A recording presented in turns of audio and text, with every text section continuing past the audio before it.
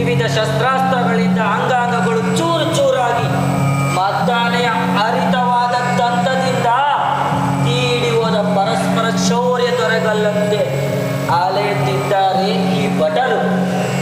ತಮ್ಮ ನಿನಗಿದು ತಿಳಿಯದೆ 100 ಜನ ಮಕ್ಕಳು ಅಳಿದು ದುರ್ಯೋಧನನೊಬ್ಬನೇ ಧೃತರಾಷ್ಟ್ರನ ಪಕ್ಷದಲ್ಲಿ ಉಳಿದಿರುವುದು. ಯುಧಿಷ್ಠಿರನ ಪಕ್ಷದಲ್ಲಿ ಪಾಂಡವ ಜನಾರ್ದನರು ಮಾತ್ರ ಅವಶೇಷ. ರಾಜರ ಹೆಣಗಳಿಂದ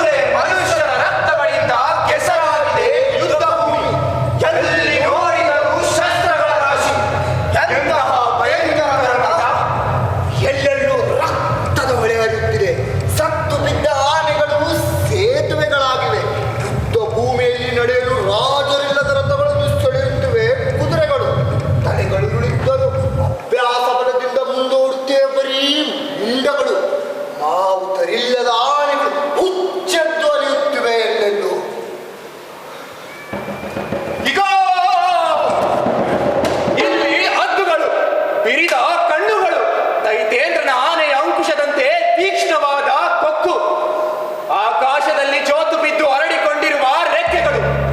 ಇಂತಹ ಹದ್ದುಗಳು ಮಾಂಸದ ತುಂಡನ್ನು ಕಚ್ಚಿ ಹಾರಿದರೆ ಅವಳದ ಉಡಿಯ ಬೀಳಡಿಗೆ ಎಂದಿದೆ. ಸತ್ತು ನೆಲಕ್ಕುರುಳಿದ ಹಾಗೆ ಕುದುರೆ ಮನುಷ್ಯರ ದೇಹಗಳೆಲ್ಲವೂ ಬಿಸಿಲಿನ ಜಳಕ್ಕೆ ಉಳಿಯುತ್ತಿವೆ. ನಾರಾಜ ಕುಂತ ತೋಮರ ಕಟ್ಟುಗಳಿಂದ ತುಂಬಿದ ಈ ನೆಲ ಮೇಲಿಂದ ಬಿದ್ದ ತಾರಾಮಂಡಲವನ್ನೇ ಹೊತ್ತಂತೆ ಕಾಣುತ್ತಿದೆ. ಈ ಅವಸ್ಥೆಯಲ್ಲಿಯೂ ಕ್ಷತ್ರಿಯರು ಒಳಗುಂದದೆ ಕಂಗೊಳಿಸುತ್ತಲೇ ಇದ್ದಾರೆ. ಮೇಲಕ್ಕೆ ತಿರುಗಿದ ಕಣ್ಣುಗಳೇ ತುಂಬಿಗಳ ಹಿಡಿದು, ಕೆಂದುಟಿಗಳೇ ಕಲಗಳು, ಉಪ್ಪು ಗಂಟುಗಳೇ ಹೊರಚಾಚಿದ ಕೇಸರಗಳು, ಹೊಳೆಯುವ ಪಟಲಗಳೇ ಕಿರೀಟಗಳು, ಸಾಲು ನಾರಾಜಗಳೇ ನಾಳಗಳು, ರಾಜರ ಮುಖಗಳೇ ನೆಲಕಮಲಗಳು, ವೀರನೆಂಬ ಸೂರ್ಯನಿಂದ ಅರಳಿ ಸ್ವಲ್ಪ ಓಡದೆ ನಿಶ್ಚಂತೆಯಿಂದಿದೆ. ಎಂತಹ ದುರದೃಷ್ಟ! ಇಂತಹ ಕ್ಷತ್ರಿಯರಿಗೂ ಸಾವು ತಪ್ಪಿದ್ದಲ್ಲ. ವಿಷಮ ಪರಿಸ್ಥಿತಿಯಲ್ಲಿಯೂ ತಮ್ಮ ಶಾಸ್ತ್ರ ಬಲವನ್ನು ತೋರಿಸುವುದು ಅಸಾಧ್ಯ. ಏನೆಂದೇ? ಇಂಥವರ ಮೇಲೂ ಮೃತ್ಯುವಿನ ಪ್ರಭಾವವೇ? ನಿಸ್ಸಂದೇಹವಾಗಿ ಹೀಗೆ ಹೇಳುವುದು ಸರಿಯಲ್ಲ. ಸಂಸಪ್ತಕವನ್ನು ಮುರಿದು ಸ್ವರ್ಗದ ಆತಂಕವನ್ನು ಇಳಿಸಿ ನಿವಾತ ಕವಚನ ಪ್ರಾಣಗಳನ್ನೇ ಆಹಾರವನ್ನಾಗಿ ಮಾಡಿಕೊಂಡು ಕಾಂಡವ ದಹನದ ಹೊಗೆಯಿಂದ ಬೆಳಗಿದ ಪಾರ್ಥ ಎದೆ ಏರಿಸಿದ. ಅಂದು ಶಿವನೊಡನೆ ನಡೆದ ಯುದ್ಧದಲ್ಲಿ ಕಳೆದುಳಿದ ಬಾಣಗಳಿಂದ ಎಲ್ಲ ಗರ್ಭಿಷ್ಠರಾದ ಕ್ಷತ್ರಿಯರನ್ನು ಸಾವಿನ ಮುಖಕ್ಕೆ ದೂಡಿದ್ದಾನೆ.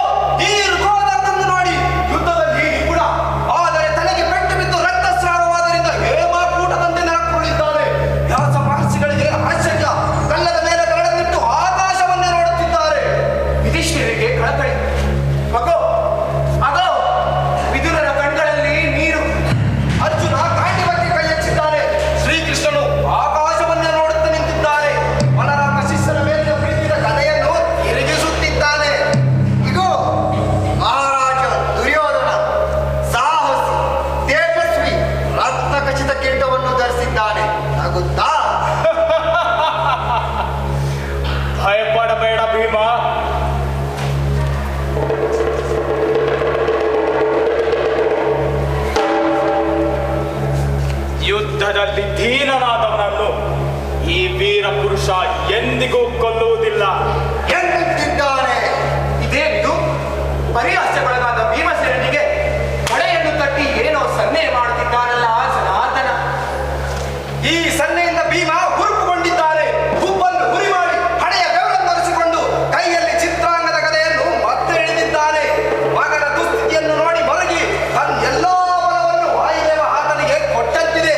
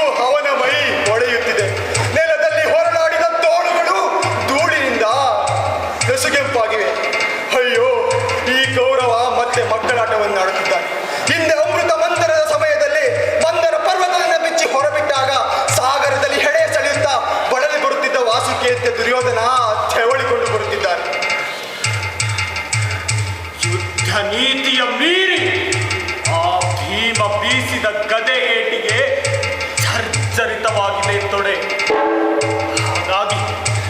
ಹಾಗಾಗಿ ಮೇಲೆ ತೋಳ್ಗಳಿಂದ ತೆವಳುತ್ತಾ ನನ್ನ ಅರೆಜೀವಾದ ದೇಹವನ್ನು ಹೊತ್ತಿದ್ದೇನೆ. ಭಗವಾನ್ ಹಲಾಯುಧನೇ, ಪ್ರಸನ್ನನಾಗು. ಕುರುಕುಲದ ನಿವಾಪ ಮೇಘಗಳಾದ ಆ ಪಾಂಡವರು ಬದುಕಿರಲಿ. ಮುಗಿಯಿತು ಯುದ್ಧದ ಕತೆ, ಮುಗಿಯಿತು ವೈರ, ನನ್ನಿರುವು ಮುಗಿಯಿತು. ಇಲ್ಲ, ಕ್ಷಣಕಾಲ ನಿನ್ನ ಮನಸ್ಸನ್ನು ಬಿಗಿಯಿಡಿ. ಪೂಜ್ಯರು ಏನನ್ನು ಮಾಡುವಿರಿ?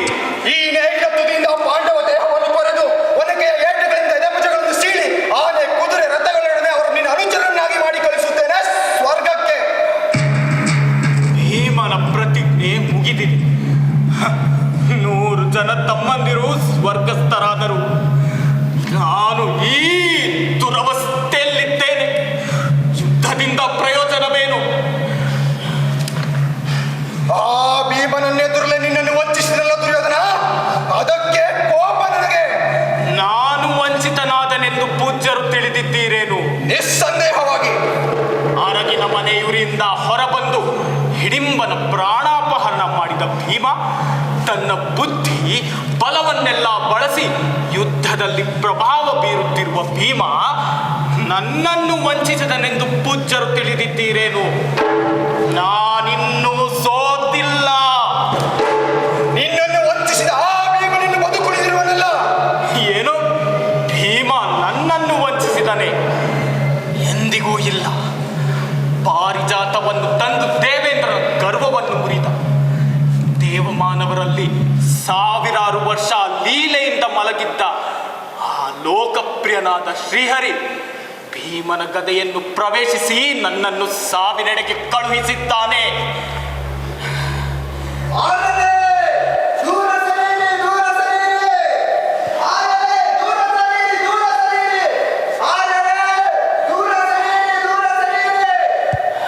ಅಯ್ಯೋ, ಪೂಜ್ಯಳಾದ ಗಾಂಧಾರಿ ಮತ್ತು ಇತರ ಅಂತಃಪುರ ಸ್ತ್ರೀಯರ ಜೊತೆ ಶೋಕದಿಂದ ಕುಗ್ಗಿದ ಪೂಜ್ಯನಾದ ಧೃತರಾಷ್ಟ್ರನಿಗೆ ದುರ್ಜಯನು ದಾರಿ ತೋರಿಸುತ್ತಿರಲು ಇತ್ತ ಕಡೆಗೆ ಬರುತ್ತಿದ್ದಾನೆ.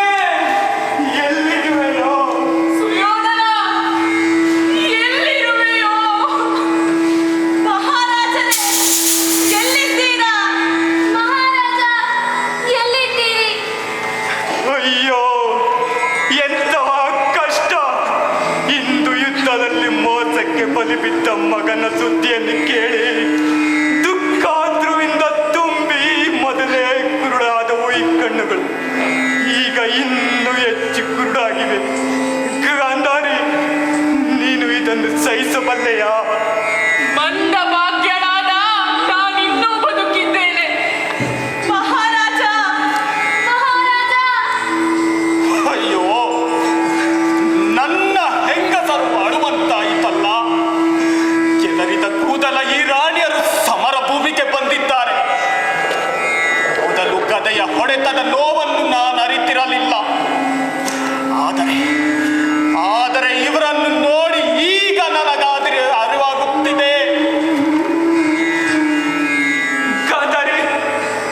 ಗಾಂಧಾರಿ, ದುರ್ಯೋಧನನೆಂಬ ಹೆಸರಿನ ಸ್ವಕುಲಾಭಿಮಾನಿಯು ಕಾಣಿಸುತ್ತಿದ್ದಾನೆಯೇ?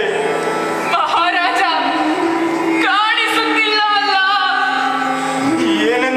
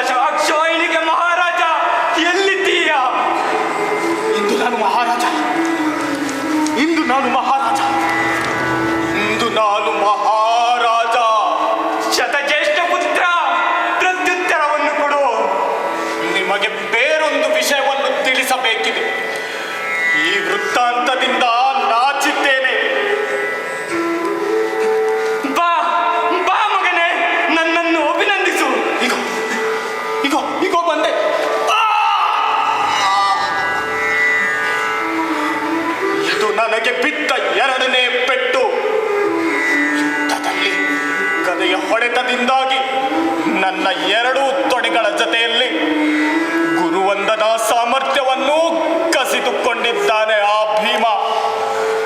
ಮಕ್ಕಳೇ, ಇಲ್ಲಿ ಬನ್ನಿ. ಈಗೋ ಇಲ್ಲಿಯೇ ಇದ್ದೇವೆ. ಪತಿಯನ್ನು ಹುಡುಕಿರಿ. ಇದು ಯಾರು ನನ್ನ ಪಠ್ಯದ ತುದಿಯನ್ನು ಸೆಳೆಯುತ್ತಾ ಮಾರ್ಗವನ್ನು ತೋರುತ್ತಿದ್ದಾನೆ? ತಾತ, ನಾನು ದುರ್ಜಯ. ಮಗು ದುರ್ಜಯ, ಹೋಗು ತಂದೆಯನ್ನು ಹುಡುಕು. ನಾನು ದಣಿದಿದ್ದೇನೆ. ಮಗು ಹೋಗು ತಂದೆಯ ಮಡಿಲಿನಲ್ಲಿ ಮಲಗು. ಆಯ್ತು ತಾತ, ಈಗಲೇ ಹೋಗುತ್ತೇನೆ. ಅಪ್ಪ, ಅಪ್ಪ, ಎಲ್ಲಿದ್ದೀಯಾ?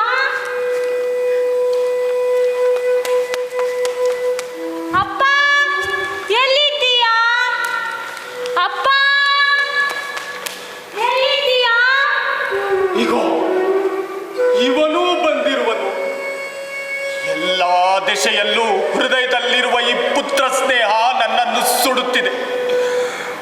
ದುಃಖವನ್ನು ಅರಿಯದ ನನ್ನ ಮಡಿಲಿನಲ್ಲಿ ಮಲಗಬೇಕಾದ ಈ ಹಸುಗೂಸು ದುರ್ಜಯ ಸೋತ ನನ್ನನ್ನು ನೋಡಿ ಏನೆಂದುಕೊಳ್ಳುವನು? ಅಪ್ಪ, ಎಲ್ಲಿದ್ದೀಯಾ? ಅಪ್ಪ, ಎಲ್ಲಿದ್ದೀಯಾ? ಅಪ್ಪ, ಇಲ್ಲಿ ಮಹಾರಾಜ ನೆಲದ ಮೇಲೆ ಬಿದ್ದಿದ್ದಾನೆ. ಮಗು ಏಕೆ ಬಂದೆ? ನೀನು ತಡ ಮಾಡಿದೆ, ಆದ್ದರಿಂದ. ಅಯ್ಯೋ, ಈ ದುರವಸ್ಥೆಯಲ್ಲಿಯೂ ಪುತ್ರ ಸ್ನೇಹ ನನ್ನ ಎದೆಯನ್ನು ಸುಡುತ್ತಿದೆ. ನಾನು ನಿನ್ನ ತೊಡೆಯ ಮೇಲೆ ಕೂರುತ್ತೇನೆ. ದುರ್ಜಯ, ದುರ್ಜಯ, ಸದಾ ನನ್ನ ಕಣ್ಣುಗಳನ್ನು ತಣಿಸುವ, ಹೃದಯದಲ್ಲಿ ಪ್ರೀತಿಯನ್ನು ಮೂಡಿಸುವ ಆ ಚಂದ್ರನು ಕಾಲ ವಿಪರ್ಯಾಯದಿಂದ ಬೆಂಕಿಯಾಗಿದ್ದಾನೆ. ಏಕೆ ತೊಡೆಯ ಮೇಲೆ ಮಲಗುವುದನ್ನು ತಡೆಯುತ್ತೀಯಾ? ಚಿರಪರಿಚಿತವಾದ ಈ ಭಾಗವನ್ನು ಬಿಟ್ಟು ಬೇರೆಲ್ಲಿಯಾದರೂ ಕೂರು ಮಗನೇ. ನೀನು ಮೊದಲು ಅನುಭವಿಸಿದ ನನ್ನ ಈ ಆಸನ ನಿನಗಿಲ್ಲ ಮಗುವೆ, ನಿನಗಿಲ್ಲ. ಹಾಗಾದರೆ ನೀನೆಲ್ಲಿಗೆ ಹೋಗುವೆ? ನಾನು ನನ್ನ 100 ಜನ ತಮ್ಮಂದಿರನ್ನು ಅನುಸರಿಸುತ್ತೇನೆ. ನನ್ನನ್ನು ಅಲ್ಲಿಗೆ ಕರೆದೊಯ್ಯಿ. ಮಗು ಹೋಗು, ಇದನ್ನು ಆ ವೃಕೋದರನಿಗೆ ಹೇಳು. ಬಾ ಮಹಾರಾಜ, ನಿನ್ನನ್ನು ಹುಡುಕುತ್ತಿದ್ದಾರೆ. ಯಾರು? ಅಜ್ಜ, ಅಜ್ಜಿ, ಎಲ್ಲ ಅಂತಃಪುರ ಜನರು. ಹೋಗು ಮಗನೇ, ನಾನು ನಾನು ನಿನ್ನನ್ನು ಕರೆದೊಯ್ಯುತ್ತೇನೆ. ದುರ್ಜಯ, ದುರ್ಜಯ, ಬಾ ಮಗು, ನೀನಿನ್ನು ಚಿಕ್ಕವನ್ ಮಗು. ತಾತ, ತಾತ, ಅಗೋ, ಅಗೋ ಅಲ್ಲಿ ಮಹಾರಾಜ. ಎಲ್ಲಿ ಎಲ್ಲಿ ಮಹಾರಾಜ? ಎಲ್ಲಿಯಾ ನನ್ನ ಕಂದ? ಇಗೋ ಈ ಮಹಾರಾಜ ನೆಲದ ಮೇಲೆ. ಏನು ಇವನು ಮಹಾರಾಜನೇ? ಕಾಂಚನ ಸ್ತಂಭದಂತಿದ್ದು ಇಡೀ ಲೋಕವನ್ನೇ ಆಳುವ ಏಕೈಕ ಚಕ್ರವರ್ತಿಯಾದ ನನ್ನ ಮಗನೆಲ್ಲ ಕುರುಳಿ ಎಬ್ಬಾಗಿಲಿನ ಅರ್ಧ ಮುರಿದ ಗುಳಿಯಂತಿದ್ದಾನೆ. ಮಗನೇ ಸುಯೋಧನ, ಬಹಳ ಬಳಲಿದ್ದೀಯೇ. ನಾನು ನಿನ್ನ ಮಗ.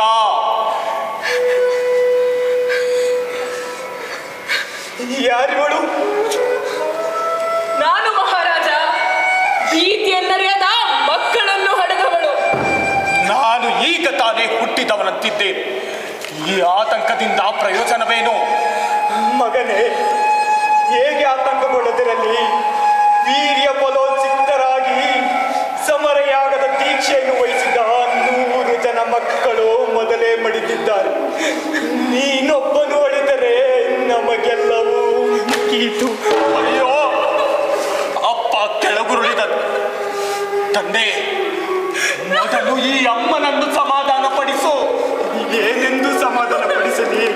ತಂದೆ, ನಿನ್ನ ಮಕ್ಕಳು ಯುದ್ಧದಲ್ಲಿ ಬೆನ್ನು ತೋರದೆ ಹತರಾಗಿದ್ದಾರೆ ಎಂದು ದುಃಖವನ್ನುಂಗಿಕೊಂಡು ನನ್ನನ್ನು ಅನುಗ್ರಹಿಸು. ಜ್ವಲಿಸುವ ಅಗ್ನಿಯನ್ನು ಪರಿಗಣಿಸದೆ ನಿನ್ನ ಕಾಲುಗಳಿಗೆ ಮಾತ್ರ ಎರಗುತ್ತಿತ್ತು ಈ ಶಿರಸ್ಸು. ಯಾವ ಹೆಮ್ಮೆಯಿಂದ ಜನಿಸಿದೆನೋ ಅದೇ ಮಾನದಿಂದ ಸ್ವರ್ಗಕ್ಕೆ ತೆರಳುತ್ತೇನೆ. ಮೊದಲೇ ಬದುಕಿನಲ್ಲಿ ಆಸೆಯನ್ನು ಕಳೆದುಕೊಂಡಿರುವವನು, ಸಹಜವಾಗಿಯೇ ಮುಚ್ಚಿದ ಕಣ್ಣುಗಳಿಂದ ಕೂಡಿರುವವನು, ನನ್ನ ಧೈರ್ಯವನ್ನು ತುಳಿದು ಈ ನನ್ನ ಪುತ್ರ ಶೋಕವು ಎಲ್ಲೆಡೆಯಿಂದಲೂ ಆಕ್ರಮಿಸುತ್ತಿದೆ. ಅಯ್ಯೋ, ಸದಾ ಮುಚ್ಚಿದ ಕಣ್ಣುಗಳಿಂದಲೇ ಇರುವ ದುರ್ಯೋಧನನ ಬಗ್ಗೆ ನಿರಾಶನಾಗಿರುವ ಈತನ ಮುಂದೆ ನಾನು ಹೋಗಲಾರೆ. ಅಮ್ಮ, ನನ್ನದೊಂದು ಅರಿಕೆ. ಹೇಳು ಮಗು, ಹೇಳು. ನಿನ್ನನ್ನು ಕೈ ಮುಗಿದು ಬೇಡಿಕೊಳ್ಳುವೆ. ನಾನೇನಾದರೂ ಪುಣ್ಯವನ್ನು ಮಾಡಿದ್ದರೆ ಪ್ರತಿ ಜನ್ಮದಲ್ಲಿಯೂ ನೀನೇ ನನಗೆ ತಾಯಿಯಾಗು. ನನ್ನ ಮನೋರಥವನ್ನೇ ನೀನು ತಿಳಿಸಿದ್ದೀಯ. ಮಾಲವಿ, ನೀನು ಕೇಳು. ಸತತವಾಗಿ ಬಿದ್ದ ಗದೆಯ ಪೆಟ್ಟುಗಳಿಂದ ನನ್ನ ಹುಬ್ಬುಗಳು ಮುರಿದಿವೆ. ಗದೆಯಿಂದಾದ ಪೆಟ್ಟುಗಳಿಂದ ಹೊರಸೂಸುತ್ತಿರುವ ರಕ್ತಪಾತದಿಂದಾಗಿ ಹಾರಗಳು ತಮ್ಮ ಅವಕಾಶವನ್ನು ಕಳೆದುಕೊಂಡಿವೆ.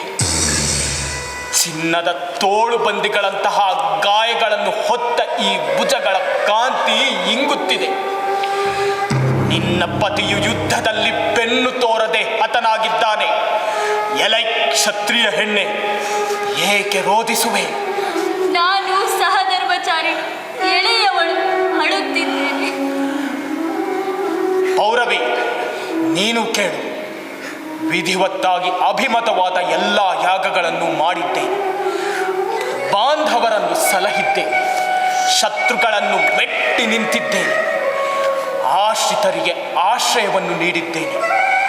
ಯುದ್ಧದಲ್ಲಿ ಅಷ್ಟಾದಶ ಅಕ್ಷೋಹಿಣಿ ಸೈನ್ಯದ ರಾಜರನ್ನು ನಿಗ್ರಹಿಸಿ ಪರಿತಪಿಸುವಂತೆ ಮಾಡಿದ್ದೇನೆ.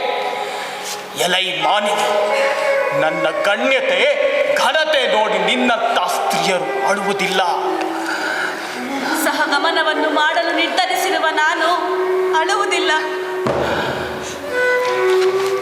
ದುರ್ಜಯ, ನೀನು ಕೇಳು. ಗಾಂಧಾರಿ, ಇವನ್ ಏನನ್ನು ಹೇಳುತ್ತಾನೆ? ನಾನು ಅದನ್ನೇ ಚಿಂತಿಸುತ್ತಿದ್ದೇನೆ. ಮಗು ದುರ್ಜಯ, ನನ್ನನ್ನು ಶುಶ್ರೂಹಿಸಿದಂತೆ ಪಾಂಡವರನ್ನು ಶುಶ್ರೂಹಿಸತಕ್ಕದ್ದು. ತಾಯಿ ಕುಂತಿಯ ಆದೇಶದಂತೆ ನಡೆದುಕೊಳ್ಳತಕ್ಕದ್ದು. ಅಭಿಮನ್ಯುವಿನ ತಾಯಿ ಮತ್ತು ದ್ರೌಪದಿ ಇವರಿಬ್ಬರನ್ನು ತಾಯರಂತೆ ಪೂಜಿಸತಕ್ಕದ್ದು. ನೋಡು ಮಗು, ಶ್ಲಾಘ್ಯನು, ಉಜ್ವಲನು, ಅಭಿಮಾನಿಯೂ ಆದ ದುರ್ಯೋಧನನು ನನ್ನ ತಂದೆ. ಅವನು ಯುದ್ಧದಲ್ಲಿ ಸರಿಸಮನವರೊಂದಿಗೆ ಹೋರಾಡಿ ರಣಮುಖದಲ್ಲಿ ಹತನಾದನೆಂದು ದುಃಖವನ್ನು ತೊರೆ ನಾನಳಿದ ನಂತರ ಯುಧಿಷ್ಠಿರನ ಉತ್ತರೀಯದ ಮುಚ್ಚಿದ ವಿಫಲ ಭುಜವನ್ನು ಸ್ಪರ್ಶಿಸುತ್ತಾ ನನಗೆ ತರ್ಪಣ್ಯೋದಕವನ್ನು ಕೊಡು. ಅಯ್ಯೋ, ವೈರವು ಪಶ್ಚಾತ್ತಾಪವಾಗಿ ಪರಿವರ್ತಿಸಿದೆ.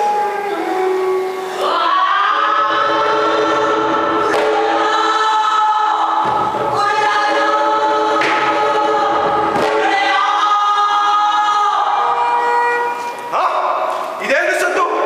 ಯುದ್ಧ ಸನ್ನಾಹದ ಸದ್ದಡಗಿ ಮೂಕವಾಗಿದೆ ರಣರಂಗ. ಛತ್ರ ಚಾಮರ ಕವಚ ಬಿಲ್ಲು ಬಾಣಗಳೆಲ್ಲವೂ ಚೆಲ್ಲಿ ಹೋಗಿವೆ. ಯೋಧರು ಸತ್ತುರುಳಿದ್ದಾರೆ. ಈ ಹೊತ್ತಿನಲ್ಲಿ ಯಾರೋ ತನ್ನ ಬಿಲ್ಲಿನ ಜಯಕಾರದಿಂದ ಕಾಗೆಗಳ ಇಂಡು ದಿಗ್ಭ್ರಾಂತಿಯಿಂದ ಗಗನಕ್ಕೇರುವಂತೆ ಮಾಡುತ್ತಿದ್ದಾನೆ. ಮೊದಲು ಎದ ಏರಿಸಿದ ಬಿಲ್ಲಿನ ಗೂಡಿದ ಇನ್ನು ಮುಗಿಯದ ಸಮರ ಯಾಗಕ್ಕೆ ಮತ್ತೆ ಅಧ್ವರ್ಯನಂತೆ ಪ್ರವೇಶಿಸುತ್ತಿದ್ದಾನೆ. ಇಗೋ, ಆಚಾರ್ಯ ಪುತ್ರ ಅಶ್ವತ್ಥಾಮನು ಈ ಕಡೆ ಬರುತ್ತಿದ್ದಾನೆ. ಅರಳಿದ ಕಮಲದ ಕಳಗಳಂತಿರುವ ಸ್ಫುಟವು, ವಿಶಾಲವಾದ ದೃಷ್ಟಿ, ಸುಂದರ ಕಾಂಚನ ರೂಪದಂತಿರುವ ಉಪ್ಪಿದ ನೀಳವಾದ ತೋಳುಗಳು. ಭೀಕರ ಬಿಲ್ಲೊಂದನ್ನು ಸೆಳೆಯುತ್ತಿದ್ದಾನೆ. ಶಿಖರ ಕೊಂದ ಕಂಡಿಕೊಂಡ ಕಾಮನ ಬಿಲ್ಲಿನಿಂದ ಕೂಡಿದ ಉರಿಯುವ ಮೇರು ಪರ್ವತದಂತೆ ಕಾಣುತ್ತಿದ್ದಾನೀತ.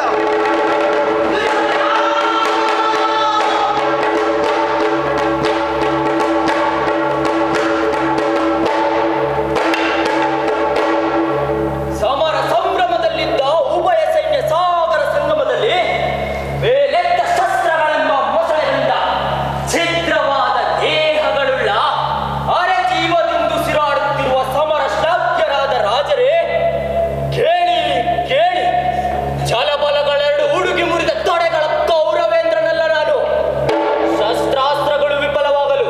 ಶಿಥಿಲನಾದ ಸೂತಪುತ್ರನಲ್ಲ ನಾನು. ಈಗ ಈ ವಿಜಯ ಭೂಮಿಯನ್ನು ನೋಡಲು ಮೇಲೆತ್ತಿಳಿದ ಅಸ್ತ್ರದಿಂದ ಕೂಡಿದ ರೋಣಪುತ್ರ ಅಶ್ವತ್ಥಾಮ ನಾನೊಬ್ಬನೇ ಏಕಾಗಿ ಸೆಟೆದು ನಿಂತಿದ್ದೇನೆ. ಕೆಲಸಕ್ಕೆ ಬಾರದ ಬರೀ ಮೆಚ್ಚುಗೆ ಸಮರಶಿಲೆಯಿಂದ ಏನಾಗಬೇಕಾಗಿದೆ? ನಾನು ತಂದೆಗೆ ತರ್ಪಣ್ಯೋದಕವನ್ನು ಕೊಡಲು ತೊಡಗಿದ್ದಾಗ ವಂಚಿತನಾದ ಕುರುಕುಲ ತಿಲಕ ಗುರುರಾಜ ಇದನ್ನು ಯಾರು ತಾನೇ ನಂಬಿಯಾರು? ರಥಗಳಲ್ಲಿ ಕುಳಿತು ಆನೆಗಳನ್ನೇರಿ ಹಿಡಿದ ಬಿಲ್ಲುಗಳಿಂದ ಕೈ ಮುಗಿತ 11 ಅಕ್ಷೋಣಿ ಸೈನ್ಯದ ರಾಜರು ಅವನ ಹತ್ಯೆಗಾಗಿ ಕಾದು ನಿಂತಿದ್ದರು.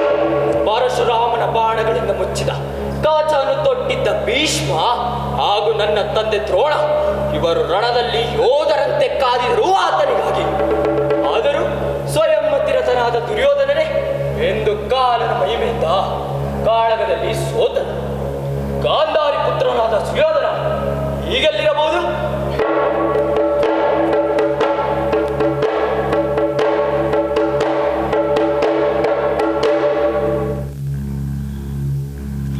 ಗುರುರಾಜ, ಇದೇನಿದು?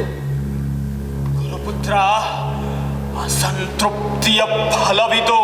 ಗುರುರಾಜ, ಇದಕ್ಕೆ ಕಾರಣರಾದವರನ್ನು ನಿರ್ಮೂಲ ಮಾಡುತ್ತೇನೆ. ನೀನೇನನ್ನು ಮಾಡುವೆ? ಕೇಳು. ಗರುಡ ವಾಹನನಾಗಿ ಬಲಿಷ್ಠ ಭುಜಶಾಲಿಯಾಗಿ ಚಕ್ರ ಶ್ರಾದ್ದಗಳು ನಿಲ್ಲಿಸುವ ಆ ಕೃಷ್ಣನೇ ಯುದ್ಧಕ್ಕೆ ತೊಡಗಿದೆವು. ಪಾಂಡವರ ಸಹಿತನಾದ ಅವನನ್ನು ಶಸ್ತ್ರಾಸ್ತ್ರ ಜಾಲಿದಿಂದ ಕಸಿದ ಚಿತ್ರಪಟದಂತೆ ಕೆತ್ತು ಬಿಸಾಡುವೆನು. ಹಾಗಾಗಬಾರದು, ಹಾಗಾಗಬಾರದು. ಇಡೀ ರಾಜಕುಲವೇ ಈ ಭೂತಾಯಿಯ ಮಡಿಲಿನಲ್ಲಿ ಮಡಿದುರುಳಿದೆ. ನನ್ನ ಕರ್ಣ, ನನ್ನ ನೆಚ್ಚಿನ ಕರ್ಣನು ಸ್ವರ್ಗಸ್ಥನಾದ ಶಂತನು ಪುತ್ರನಾದ ಭೀಷ್ಮ ತನ್ನ ದೇಹವನ್ನು ನೆಲಕ್ಕೆ ಚೆಲ್ಲಿದ್ದಾನೆ. ನನಗೆ ಮೊದಲೇ ನನ್ನ 100 ಸೋದರರು ಹತರಾದರು. ನಾನು ಈ ದುರವಸ್ಥೆಯಲ್ಲಿದ್ದೇನೆ. ಗುರುಪುತ್ರ, ಬಿಲ್ಲನ್ನು ಪರಿತ್ಯಜಿಸು.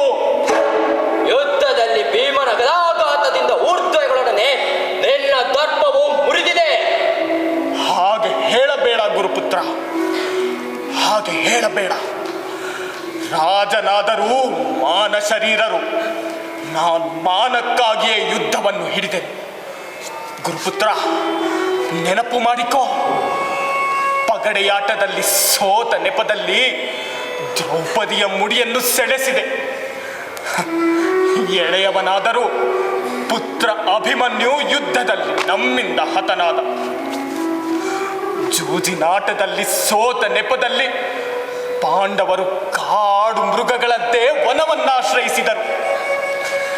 ನನ್ನ ದರ್ಪವನ್ನು ಮುರಿಯಲು ದೀಕ್ಷಿತರಾದ ಅವರಿಂದ ಇಷ್ಟೇ ನನಗಾಗಿತ್ತು. ಇದನ್ನು ಸ್ಮರಿಸು. ಏನಾದರಾಗಲಿ, ಪ್ರತಿಜ್ಞೆ ಮಾಡಿದ್ದೇನೆ. ನಿನ್ನ ಮೇಲಿನ ಆಣೆ, ನನ್ನ ಆಣೆ, ವೀರ ಲೋಕಗಳ ಮೇಲಾಣೆ. ಇರುಳು ಕದನ ಹೂಡಿ ಆ ಪಾಂಡವರನ್ನು ರಣದಲ್ಲಿ ದಹಿಸುವೆ. ಗುರುಪುತ್ರ ಹೇಳಿದ ಮಾತು ನಡೆಯುತ್ತದೆ. ಫಲಾಳಿದರು ಇಲ್ಲಿದ್ದಾರೆ, ಇದಕ್ಕೆ ಸಾಕ್ಷಿಭೂತರಾಗಿ. ಅಯ್ಯೋ, ವಂಚನೆಗೆ ಸಾಕ್ಷಿಯೂ ಕೂಡ ಕೂಡಿದೆ. ದುರ್ಜಯ, ಇಲ್ಲಿ ಬಾ.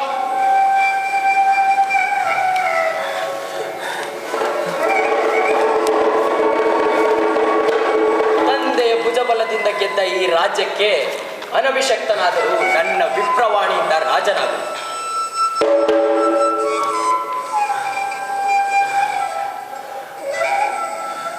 ನನ್ನ ಹೃದಯದ ಬಡಿತ ನಿಲ್ಲುತ್ತಿದೆ.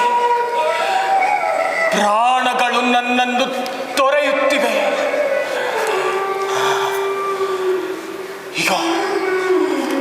ಈಗ ಶಂತನುವೇ ಮೊದಲಾದ ನನ್ನ ಪಿತಾಮಹರು ನನ್ನ ಕರ್ಣನನ್ನು ಮುಂದಿಟ್ಟು ನನ್ನ 100 ಸೋದರರು ಎದುರುಗೊಳ್ಳುತ್ತಿದ್ದಾರೆ.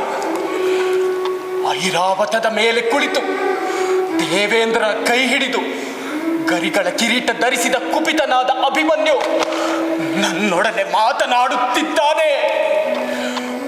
ಊರ್ವಶಿಯೇ ಮೊದಲಾದ ಅಪ್ಸರೆಯರು ನನ್ನನ್ನು ಸ್ವಾಗತಿಸುತ್ತಿದ್ದಾರೆ. ಮಹಾಸಾಗರಗಳು ಮೂರ್ತಿವೆತ್ತಿವೆ. ಗಂಗೆಯೇ ಮೊದಲಾದ ಮಹಾನದಿಗಳು, ಸಾವಿರ ಹಂಸಗಳು ಹಾರಾಡಿರುವ ವೀರವಾಹಿ ವಿಮಾನ ನನ್ನನ್ನು ಕರೆದೊಯ್ಯಲು ಕಾಲನಿಂದ ಪ್ರೇರಿತವಾಗಿದೆ. ಈಗ ನಾನು ಬಂದೆ.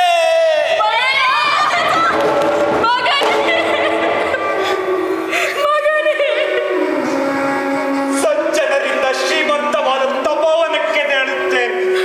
ಪುತ್ರ ವಿನಾಶದಿಂದ ವ್ಯರ್ಥವಾದ ಈ ರಾಜ್ಯಕ್ಕೆ ಧಿಕ್ಕಾರ, ಧಿಕ್ಕಾರ. ಎಲ್ಲನ್ನು ಎತ್ತಿಡಿದು ಸೌಪ್ತಿಕರ ವಧೆಗಾಗಿ ಹೊರಡುತ್ತೇನೆ.